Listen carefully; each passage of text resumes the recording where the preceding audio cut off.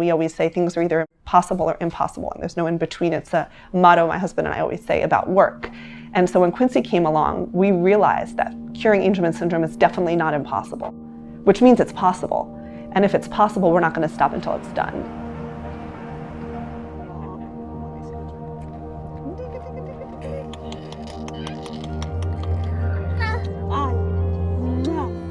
My name is Allyson. I'm the mother of 3 beautiful little girls. Our middle daughter, Quincy, has Angelman syndrome.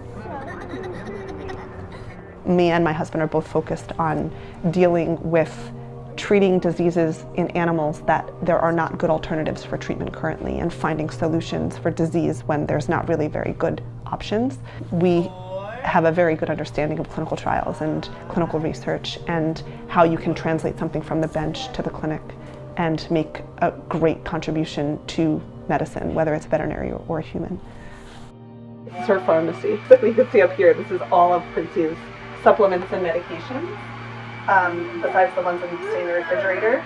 So we have lots of syringes. It's basically a dispensary of all things for Quincy, to make sure that she gets everything that she needs throughout the day. Taking it away. So Quincy is incredibly similar and incredibly different to any child her age. And having 2 sisters that are typical, it is very easy to compare her, and it's very easy to see the similarities and the differences. And I would say that the joys of Quincy are grander than a typical child. The sadnesses of Quincy are grander than a typical child. Any other kid can laugh, but it's never a laugh like Quincy. The joy it brings to your heart when you hear her laughing, because this is a classic Angelman trait, but they are happy, happy kids. Yes. Oh, you were saying yes. Where? Having an orphan disease is a lot less difficult when you have a community. What I really love about the Orphan Diseases Center at Penn is that they're trying to create communities.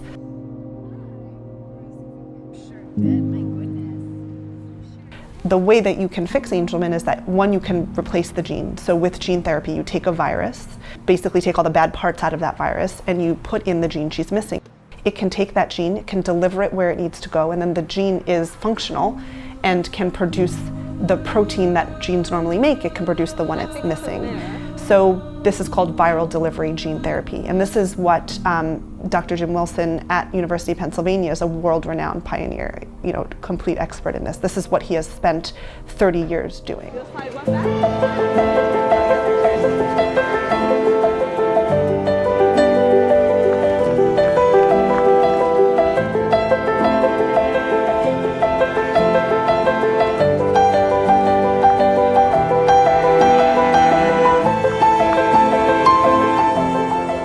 Today was a really good example of a kid who just will try anything, and it doesn't matter what ability or disability she has. At the end of the day, she's a kid, and she just wants to have fun. And there's a whole lot in there, and we just need to help her get it out.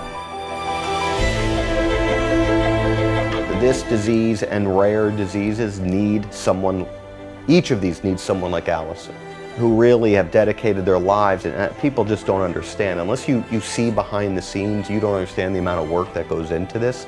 It is really a selfish purpose to help our own child, but so many people are going to help now that Allyson's a part of this community. I know that.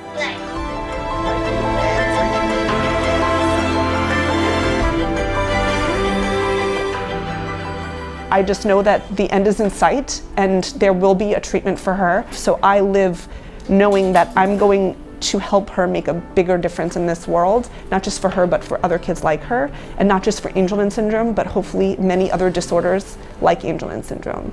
And so I think that has made me a more valuable human being in this world, where I was just a veterinarian with a couple of cute kids.